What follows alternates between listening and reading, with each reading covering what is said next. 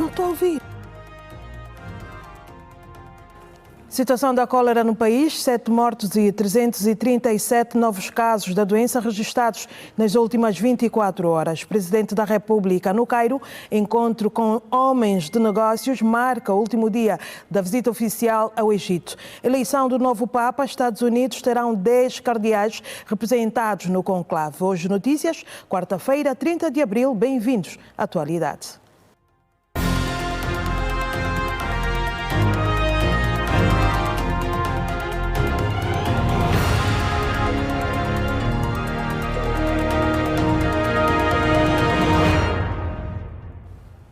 Olá, seja bem-vindo às notícias nesta quarta-feira.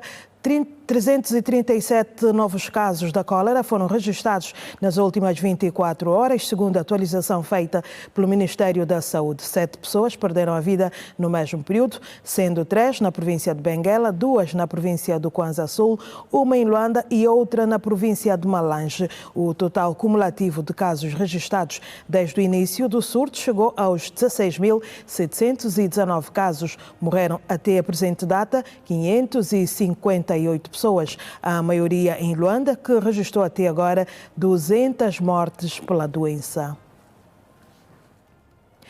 O Conselho Superior da Magistratura Judicial efetua hoje uma visita de trabalho às unidades de apoio aos juízes de garantias da província de Luanda. É uma jornada de constatação que está a ser acompanhada pelo Ernesto Jaime.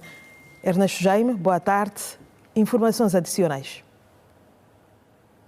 Viva, boa tarde. As unidades de apoio ao juiz de garantias recebem a visita de Fernando Gomes, que é o presidente em exercício do Conselho Superior da Magistratura, que faz então a avaliação das condições de trabalho do juiz de garantia destas mesmas unidades. Esta é uma visita que começou já na Vida Pacífica, no Zango, que agora está dentro do município de Calumbo, que é a província do Icolo e Bengo, que então recebeu já sensivelmente 10 horas que o juiz, ou seja, o presidente do Conselho Superior da Magistratura em exercício, então visitou aquela unidade onde pode constatar então as condições de trabalho do juiz de garantia. Agora falamos a partir da comarca de Belas, onde também recebe então a visita o presidente do Conselho Superior da Magistratura. Neste momento está reunido com também os juízes de garantia do Quilamba, do Icolo e Bengo, bem como também de Belas, que vão apresentando as suas inquietações, pelo menos o que podemos recolher é que no Quilamba compõem, ou seja, são 8 magistrados judiciais. A comarca de Belas, por exemplo, também carece de uma sala de julgamento e também gabinete de apoio, bem como também aqui um posto policial para poder então ajudar no encaminhamento dos julgados. No Icolo e Bengo fala-se da dificuldade de sala de audiências, bem como também da sala dos julgados, que ainda não há, e 7 arguídos com processo e muitas vezes há dificuldade então de se dar sequência a esses mesmos processos por falta de pessoal, por falta de capital humano para poder então atender os crimes que são levados a julgamento. É importante frisar aqui que esta visita enquadra-se nas celebrações do 2 de maio, que é o dia então da entrada em funções da figura do juiz de garantia em Angola, que visa constatar as condições de trabalho. Vamos à conversa com Idalécio Nobre, que é juiz de garantia de Belas. Muito boa tarde, em direto para o Hoje Notícias da Rede Girassol. Afinal, quais que são as reais dificuldades aqui, pelo menos na comarca de Belas? Muito boa tarde. Aqui na comarca de Belas, como qualquer outra comarca, a unidade de garantias também tem as suas dificuldades. Mas importa realçar que de algumas dificuldades, muitas delas já foram supridas nesse consulado do novo presidente da comarca, e já temos mais gabinetes para interrogatórios. Antes havia apenas um, agora temos 3. Temos uma sala de apoio para despacho aos juízes de garantias, mas temos também tido dificuldade relativamente aos prazos de entrega dos arguidos aqui à comarca para o primeiro interrogatório judicial de arguido detido. Por conta de os arguidos são detidos, são primeiramente, como é assim que dispõe a lei, são presentes ao Ministério Público, depois a incumbência dos órgãos de polícia movimentar esses arguidos dos comandos de polícia para o tribunal. E muitas das vezes a lei dispõe que devem ser apresentados até no prazo máximo de 48 horas, mas na prática muitas das vezes isso não se verifica com o fundamento dos órgãos de polícia de debilidade dos meios rolantes automóveis para apresentar os arguidos ao juiz de garantias. Agora, com esta visita do presidente do Conselho Superior da Magistratura em exercício, o que é que se aguarda? Aguarda-se melhorias e é uma visita salutar e pertinente, por conta de que essa visita visa mesmo auscultar quais são os problemas que nós temos nos deparado e procurar soluções. Soluções do gênero, com base no problema que já referi anteriormente, entrar em contato com os responsáveis também do Ministério do Interior, que estão afeitos aos órgãos de polícia criminal, bem como do Ministério Público, e em conjunto achar-se uma solução para os problemas que nos afligem. Muito obrigado. Ouvimos as palavras do juiz de garantia aqui da comarca de Belas, Idalécio Nobre, que falava então sobre aquilo que está a ser a visita de constatação das condições de trabalho do presidente do Conselho Superior da Magistratura em exercício, Fernando Gomes, que nesta altura encontra-se então reunido com outros magistrados. É importante frisar aqui que esta visita encontra-se ou faz parte das funções da figura do juiz de garantia, que entra então em vigor ou passou a entrar em vigor em Angola no dia 2 de maio, e são estas as notas que podemos colher aqui daquilo que está a ser esta visita de constatação. E mais detalhes sobre esta campanha ou esta ronda, nós vamos levar os detalhes noutros espaços informativos da Rede Girassol. Boa tarde. Boa tarde, Ernesto Jaime. O advogado da Plasmart International Limited e Outer White International negou nesta terça-feira, em sede de tribunal, posicionar-se como representante legal da empresa China International Fund, por esta ter ficado com 60% do património correspondente a 60% da participação social que pertence à IF Investimentos Financeiros, empresa detida pelos arguidos Manuel Eldel Vieira Dias Copelipa e Leopoldino Fragoso do Nascimento. O assunto marcou a retoma do julgamento num dia em que se aguardava pela resposta do Tribunal Supremo a questões prévias levantadas pelos advogados dos arguidos envolvidos no processo 38/2022. Terça-feira, 29 de abril de 2025. Cidade Alta, Tribunal Supremo. Estava tudo preparado para mais uma sessão. Por sinal, aquela que seria a sexta de um julgamento que teve início no dia 10 de março deste ano. A ideia era que a juíza da causa, Anabela Valente, respondesse às questões prévias levantadas pelos advogados de defesa, o que não aconteceu. Não aconteceu porque, mais uma vez, a representação da empresa arguida CIF não se fez presente na sala de audiências daquela corte. Com a ausência confirmada, a juíza convidou o advogado Benja Satula para que este se apresentasse como defensor da referida empresa, uma solicitação prontamente negada. Nomeia a Uterride, a Plasmart, para representarem o CIF, porque são sócios. O CIF é constituído por Uterride, Plasmart e investimentos financeiros. Mas entendeu a acusação e depois a pronúncia que as sócias deveriam ser demandadas criminalmente de forma independente, sendo certo que todo este processo existe porque o Estado arroga-se no direito de usufruir de 60% da participação social da CIF. E o que a Plant Smart e a Uter entendem é que quem detém 60% da companhia é que deve representar. E neste caso é o Estado. Por isso não aceitam representar, porque os poderes para a representação deveriam resultar de uma Assembleia Geral que o Estado nunca aceitou fazer com as arguidas. O posicionamento das empresas Plasmart International Limited e da Uterride International Limited encontrou acolhimento na representação do Ministério Público, que entende que a CIF deve também se apresentar ao Tribunal para o referido julgamento. Primeiro é que, apesar de a Uter e a Plasmart e a IF Investimentos serem sócias da CIF, elas, neste momento, são litigantes. Portanto, isso consta do requerimento do ilustre advogado.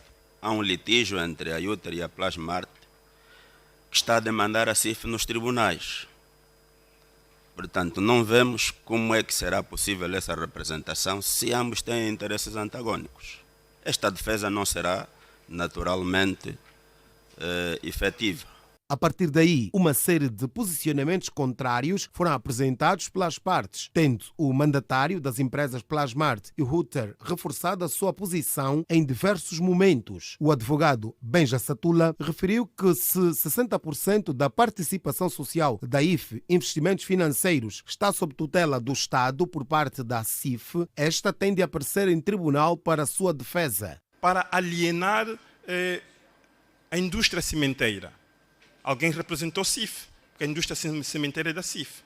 Para alienar a indústria automóvel, alguém representou a CIF, porque a indústria automóvel era da CIF. Para alienar a indústria de montagem de viaturas, alguém representou a CIF. Agora, para vir a tribunal representar CIF, ninguém quer. Então, como é que o Estado assume o património, assume CIF 1, CIF 2, aliena o património e depois diz isto não tem nada a ver comigo, quando recebeu, está em sentença, 60% das participações sociais que pertenciam à IF.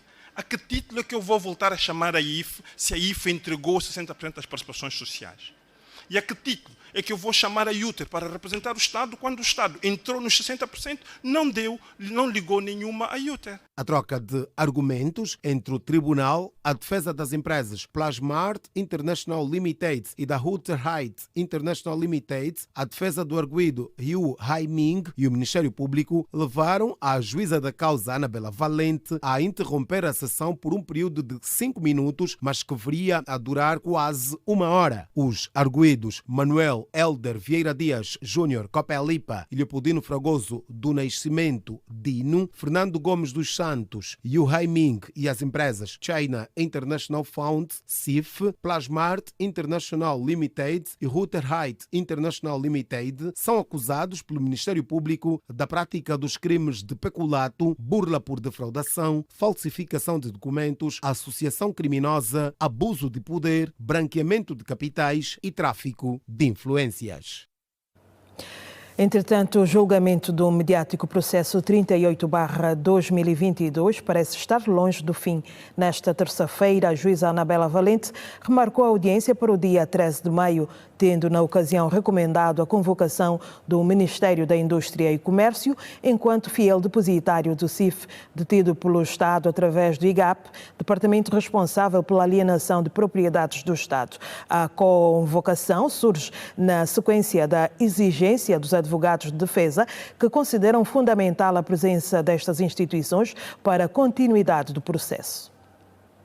No regresso à sessão, a juíza Anabela Valente quis saber dos advogados de defesa questões relacionadas à transferência de 60% do património da CIF Angola correspondente à participação social na sociedade com as empresas Plasmart International Limited e Hutter Height International Limited. Uma resposta dada pelo advogado Amaral Gurgel, mandatário do arguido Copelipa. 60% não são património, mas é a percentagem da cota que a IF tem na sociedade CIF.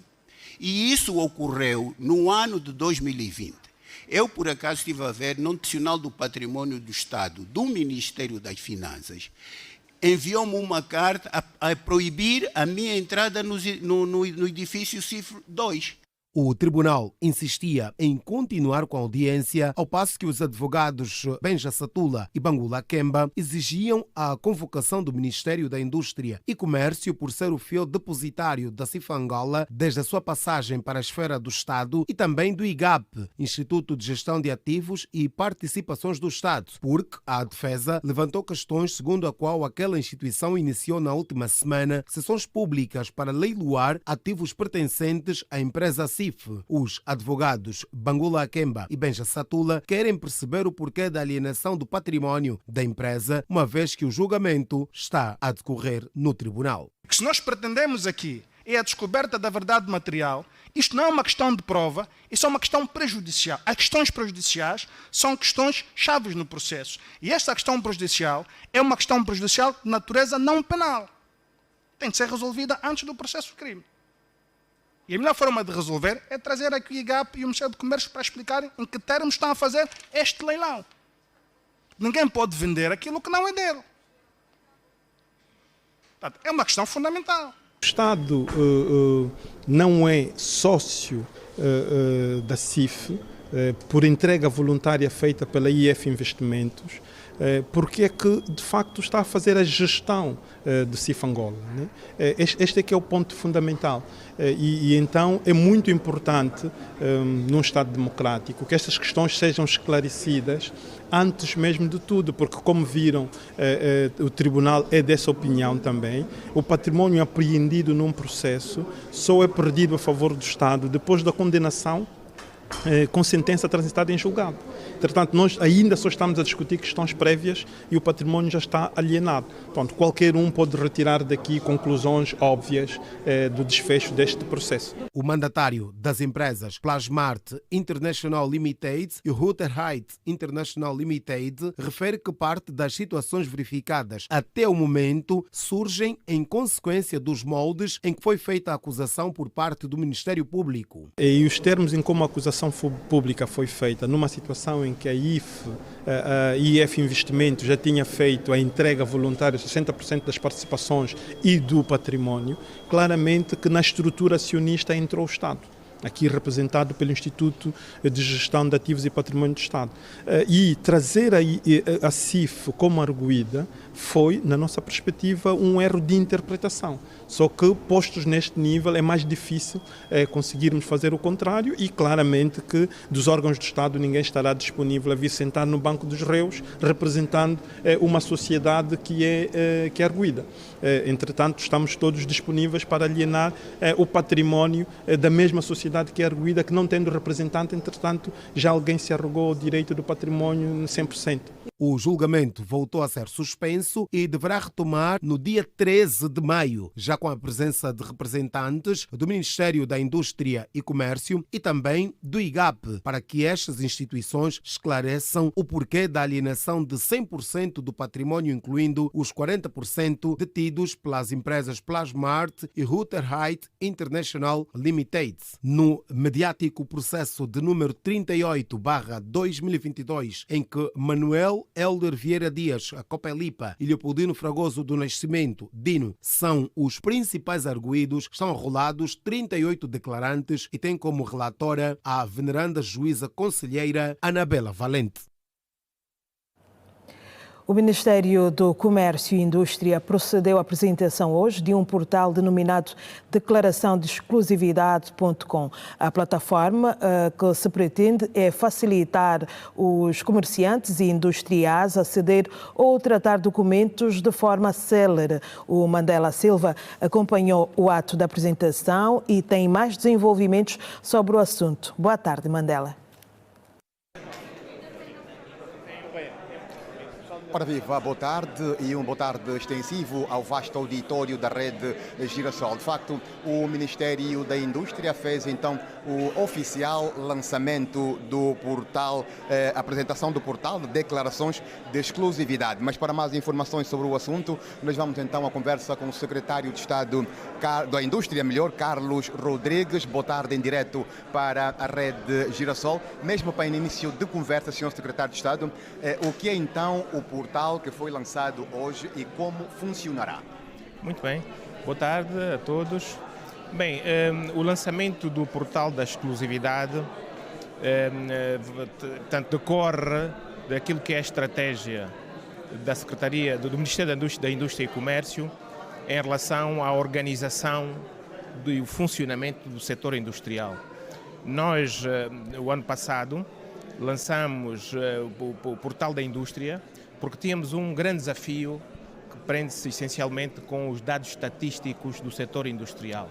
Era importante termos uma base de dados fidedigna da localização das indústrias, olhar para a capacidade instalada versus capacidade efetiva das indústrias, olhar para os planos de produção anual das indústrias, olhar para a necessidade de incorporação das matérias-primas e a estrutura de capital das indústrias. Hoje temos o portal a funcionar e temos esses dados que nos permitem tomar decisões mais assertivas. E, portanto, o portal da exclusividade que lançamos hoje, portanto, é uma decorrência do portal da indústria. Primeiro dizer o que é exclusividade. A exclusividade é um benefício fiscal não automático, previsto na pauta aduaneira. Portanto, é um benefício fiscal para aqueles industriais que importem matéria-prima para incorporar no setor produtivo. E esse instrumento permite conceder aqui benefícios fiscais a esses industriais. No passado recente, essas declarações eram emitidas de forma manual. E estamos a falar de um volume de declarações assinalável por dia. E de forma manual o risco operacional é bastante elevado. Por outro lado, os industriais ficavam muito tempo com as mercadorias no porto a pagar subestadias. E também dava lugar a questões menos claras do ponto de vista objetivo daquilo que era apreciação dos pedidos e decisão tempestiva.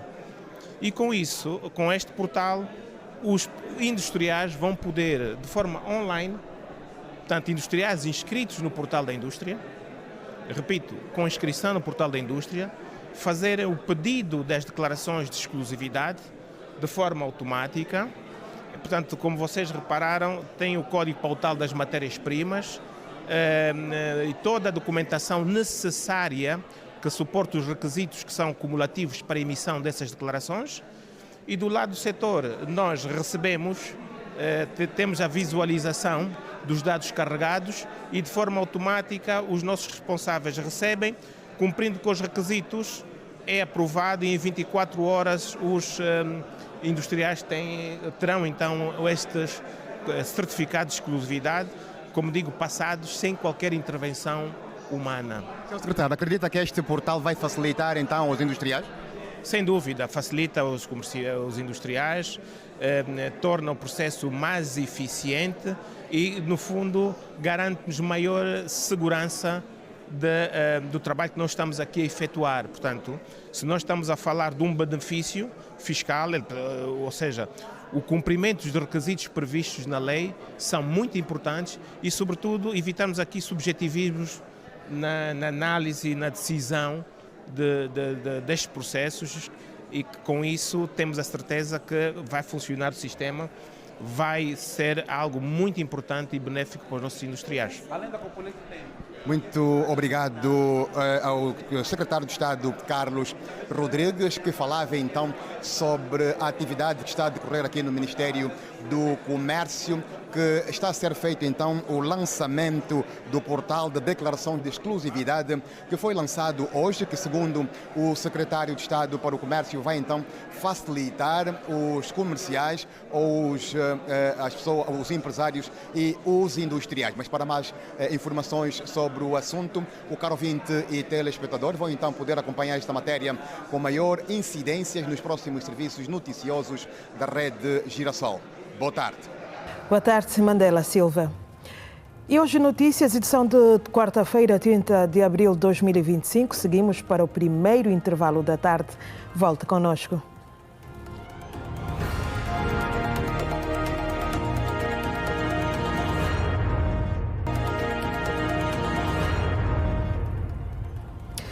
Voltamos a informar no Hoje Notícias. Bem-vindo de volta. A captação de investimentos privados egípcios para Angola domina a mesa redonda de negócios Angola-Egito, da qual o Presidente da República, João Lourenço, participa hoje, dia em que termina a visita oficial de 2 dias àquele país. O encontro junta aproximadamente 11 homens de negócios das maiores empresas da República Árabe do Egito. Entre os setores de abordagem destacam-se os da agricultura, turismo e indústria. De modo geral, participam igualmente no evento os titulares das pastas da Saúde, Silvia Lutucuta, da Energia e Águas, João Batista Borges, das Relações Exteriores, Tete Antônio, e do Turismo, Márcio Daniel. E Angola e o Egito assinaram nesta terça-feira, na cidade do Cairo, 2 acordos de cooperação nos domínios das obras públicas e das comunicações, tecnologias de informação e serviços postais. Os acordos foram assinados no âmbito da visita oficial que o Presidente da República efetua àquele país. O Presidente da República, João Lourenço, e o homólogo do Egito, Abdel Fattah al-Sisi, reuniram-se na manhã desta terça-feira à porta fechada no Palácio Presidencial de Heliópolis para abordar o reforço da cooperação entre os 2 países. O chefe de Estado angolano cumpre desde hoje uma visita de Estado de 2 dias ao Egito, a convite do presidente daquele país do norte da África. No encontro que mantiveram na manhã desta terça-feira, para além de questões da cooperação entre os 2 países, os 2 estadistas falaram também de questões relacionadas com a União Africana, em que Angola é presidente pro tempore, uma vez que Abdel Fattah el-Sisi já esteve à frente da organização continental. Falamos de questões também não bilaterais, portanto, o presidente al-Sisi já desempenhou o papel de presidente em exercício da União Africana, portanto, eu gostaria também de colher a experiência dele, do tempo que passou por este cargo, e comprometeu-se a ajudar-me, vai fazê-lo. Os conflitos que o mundo enfrenta também mereceram a atenção dos 2 estadistas, com destaque para os conflitos em África e no Médio Oriente. Nós aproveitamos esta oportunidade para passar em revista muitos dos conflitos existentes no nosso continente, nomeadamente o conflito que opõe a RDC ao Ruanda, a situação no Sudão do Sul, a instabilidade nos países da região do Sahel, a situação na Somália, no Corno da África, enfim, todos esses assuntos não passaram despercebidos, assim como a situação aqui bem próximo no Médio Oriente, mais concretamente na Palestina, na faixa de Gaza, onde o Egito tem jogado um papel muito importante na busca de uma solução que seja definitiva para este conflito que já dura há pelo menos 80 anos. Gostaria de expressar em especial nosso profundo ao papel crucial que desempenhou a Sua Excelência Presidente Lourenço na mediação na crise da República do Congo Democrática e também no mecanismo. Também nós delegamos a importância de manter unidas as nossas posturas africanas nas questões internacionais da África, nas instituições internas, especialmente contexto dos esforços de expandir o Conselho de Segurança Paz. Também acordamos a importância de acordar as instituições da União Africana, discutimos a situação de Gaza. Depois do encontro, os dois chefes de Estado testemunharam a assinatura de 2 acordos de cooperação nos domínios das obras públicas e das comunicações, tecnologias de informação e serviços postais, assinados pelo ministro das Relações Exteriores, Tete António, e um representante do governo egípcio. Outro momento de destaque da visita do presidente João Lourenço ao Egito será o encontro na quarta-feira com a comunidade empresarial egípcia, com o objetivo de avaliar novas perspectivas de investimento entre os dois países. O programa oficial inclui ainda uma visita à cidade farmacêutica, onde Angola busca oportunidades na área de produção de medicamentos. A visita ao Egito, a convite do presidente egípcio, é resultado da expressão histórica entre os dois países e tem sido manifestada de várias formas na relação contínua entre as partes.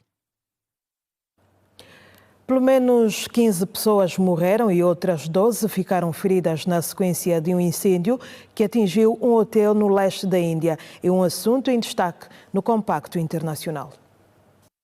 O incêndio atingiu um hotel na cidade de Calcutá, no leste da Índia, tendo resultado na morte de pelo menos 15 pessoas. Outras 12 ficaram feridas. Segundo a polícia indiana, que avançou igualmente que as chamas foram extintas após uma operação que envolveu 6 caminhões de bombeiros. Não foi mencionada até o momento qualquer possível causa para o incêndio. Fotos e vídeos publicados nos meios de comunicação indianos mostraram pessoas a tentar escapar pelas janelas e pelas estreitas varandas do hotel, com 42 quartos onde estavam alojados 88 hóspedes. Os Estados Unidos terão 10 cardeais representados no conclave para a eleição do novo líder da Igreja Católica e o cardeal Dolan, arcebispo de Nova York, será um dos prelados norte-americanos presentes no conclave, com início marcado para o dia 7 do próximo mês. A missa que assinala o início do conclave eleitoral do novo Papa será presidida pelo decano dos cardeais e o juramento dos funcionários e religiosos que acompanharão os trabalhos será celebrado na segunda-feira, segundo o anúncio feito hoje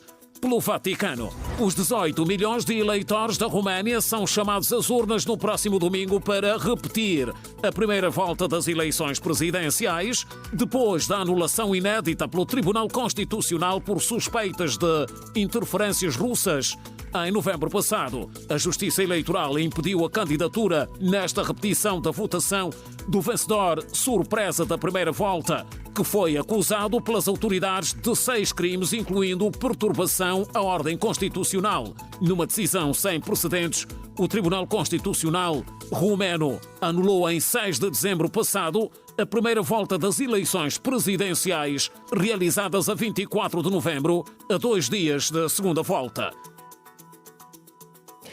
E o momento é para falarmos de desporto aqui no Hoje Notícias. O Petro de Luanda perdeu diante do Ville de Dakar por 64-65 na terceira jornada da Conferência Sahara Dabal. Luanda por 64-56 em jogo da primeira mão das meias finais da Taça de Angola em basquetebol. A primeira mão das meias finais da Taça de Angola em basquetebol sénior feminino sorriu para a equipa das Formigas do Kazenga, que venceu o Sporting por 64-56. Numa partida bastante equilibrada, as duas formações usaram o instinto matador para ganharem vantagem no primeiro jogo. Só que a formação do Kazenga, que jogava em casa, sentiu o calor do público e conseguiu fazer bonito.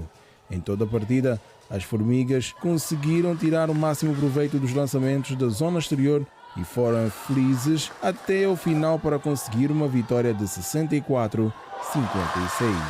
Pois no final, João Formosa, treinador das Formigas do Kazenga, mostrou-se feliz pela sua equipa, embora não esteja ganha a eliminatória. Foi um jogo super agressivo dos dois lados, né? Que as duas equipas precisavam dessa vitória. Nada ainda está definido porque a eliminatória ainda está em aberto, né? Era necessário termos marcado mais pontos, mas infelizmente não podemos. Mas pronto, vamos tentar ir defender esses 8 pontos que ganhamos aqui. Satisfeito com a vitória, mas não muito pela forma como a conseguimos.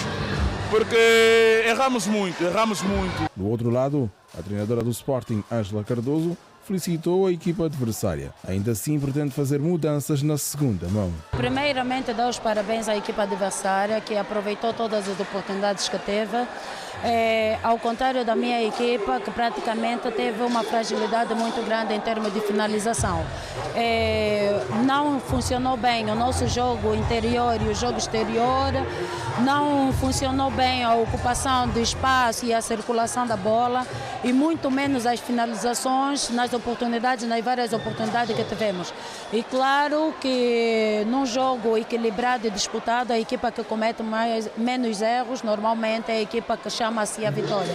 E não fugiu à regra a equipa do Formiga. O duelo da segunda mão será realizado nesta quarta-feira, às 15 horas, no pavilhão do Vila Clotilde. A Taça de Angola está... No último dia do mês de abril, 4 estádios espalhados pelo nosso país poderão ganhar luz e muita cor. Tudo porque a segunda maior prova futebolística do nosso país entra em ação com os jogos dos quartos de final. Em Luanda, por exemplo, acontecem 2 jogos com destaque para o duelo mais esperado desta mesma fase entre o Pátria de Luanda e o Sagrada Esperança da Lunda Norte, 2 formações que muito se conhecem e prometem jogo de roer as unhas às 16 horas no estádio 11 de novembro. O Sagrada Esperança, que no Girabola encontra-se numa posição não privilegiada para voltar a estar nas competições africanas, olha para a Taça de Angola como a grande oportunidade para lá estar. No outro jogo, o 1º de agosto recebe no seu recinto Fransandalo a formação do 1º de maio de Benguela. Os militares querem voltar a erguer a taça.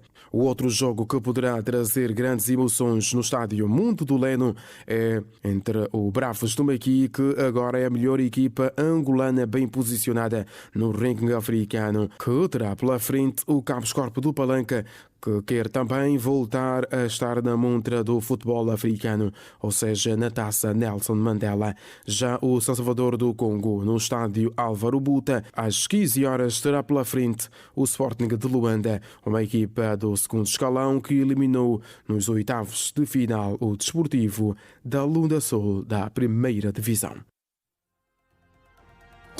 E o desporto leva-nos a mais um curto intervalo. Volte connosco. Até já.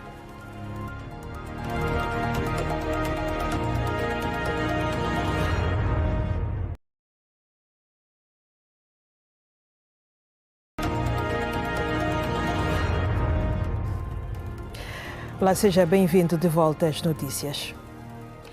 O Comitê Provincial do MPLA em Luanda, através do Comitê de Especialidade dos Professores, realiza o colóquio Segurança nas Escolas, Pais e Encarregados de Educação como garante de aprendizagens. Na Academia Diplomática Venâncio de Mora está a jornalista Susana Ângelo em direto com mais informações. Susana, boa tarde.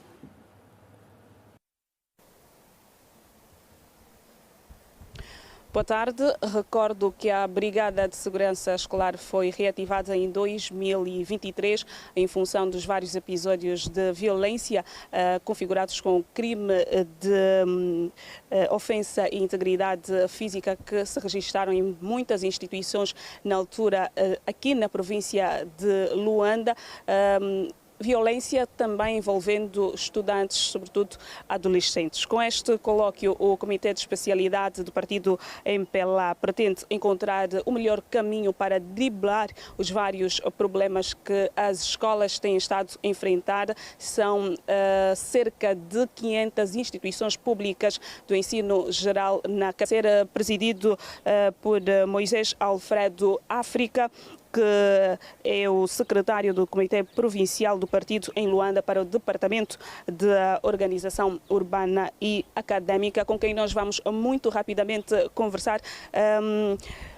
África, durante o seu discurso, fez referência a que a província de Luanda ainda é das que mais casos de segurança, de insegurança, oferece um quadro mesmo que persiste mesmo depois da reativação da segurança escolar. Sim, segundo os dados que foram recolhidos, em 584 escolas que tem a província de Luanda, em termos de agentes de segurança, só metade das escolas têm agente de segurança. E a Brigada Escolar havia sido extinta, foi relançada depois em 2023 e queremos nós que ainda está numa fase de readaptação e de formação de novos efetivos para poder cobrir a necessidade que as escolas têm de segurança, não só no interior das escolas, como também no perímetro exterior. O problema da segurança preocupa a sociedade, preocupa os encarregados de educação, preocupa as próprias escolas e nós paramos para refletir sobre estes fenómenos que também dificultam o acesso das crianças à escola, no próprio nível de aprendizado e tem como objetivo, juntos da sociedade em geral, dos professores, dos diretores, e do próprio partido, nós criarmos mecanismos de aconselhamento à própria governação local. A Associação de Pais e Encarregados de Educação afirma que esta questão dos operativos de segurança para as instituições de ensino, quando se faz um concurso público, é como se não existisse, é um aspecto que é esquecido.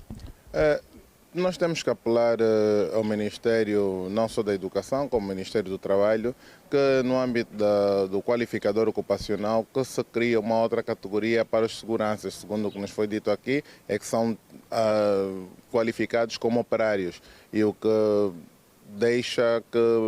faz com que muitos agentes não tenham motivação para cumprir os seus objetivos.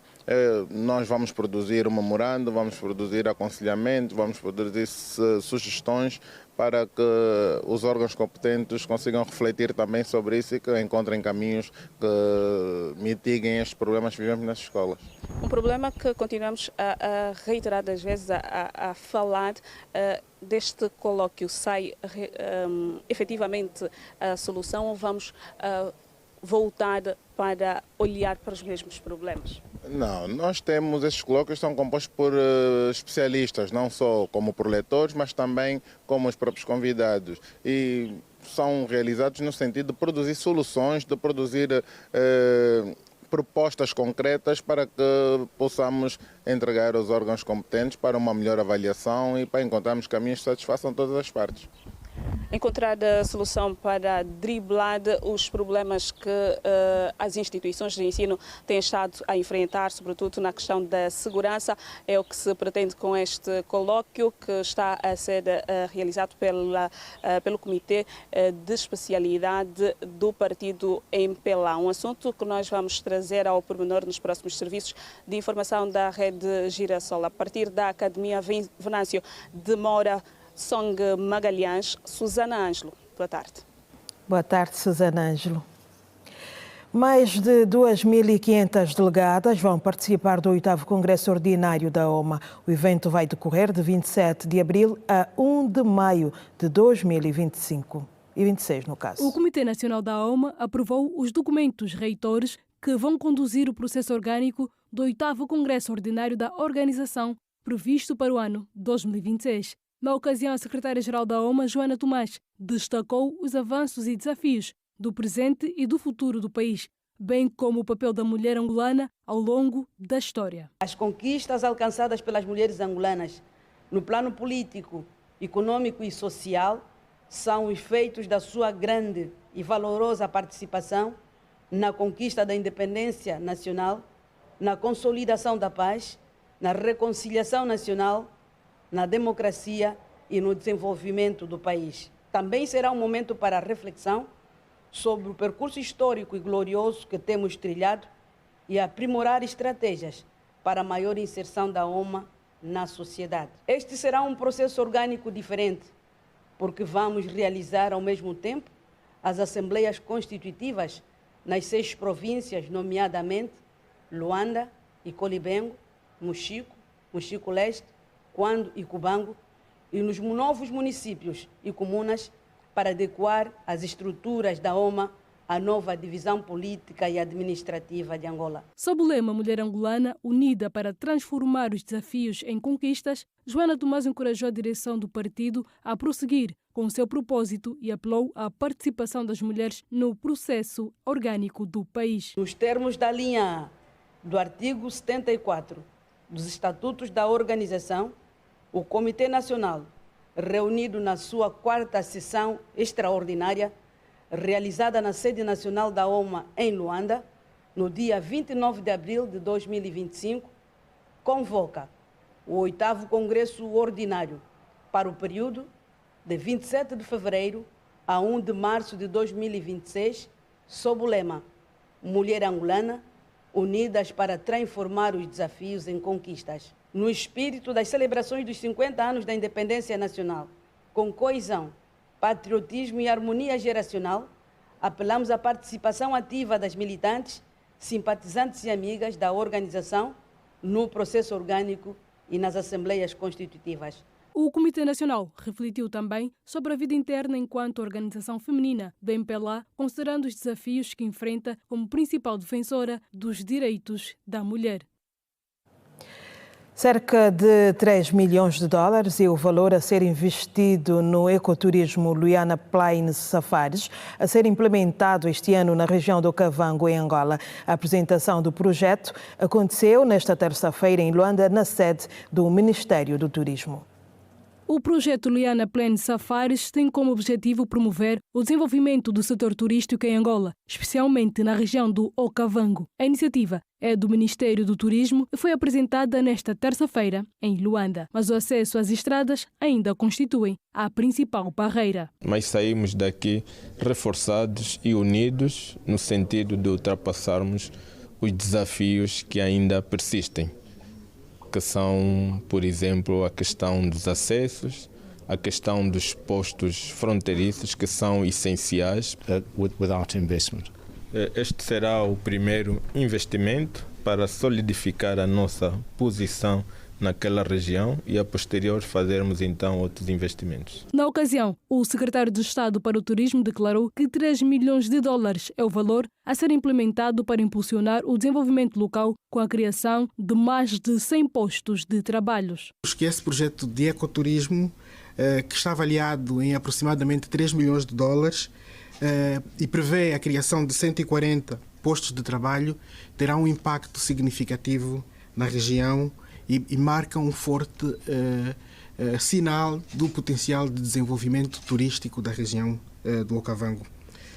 Este é o primeiro projeto privado a ser implementado naquela zona de investimento do Quando, como se referiu o senhor administrador Pongolola, a zona C do investimento. Por isso, acreditamos que devemos continuar a promover esta área como um destino de investimento, não só para o setor do ecoturismo, mas para todos os setores que andam à volta e que podem gerar valor na cadeia do turismo.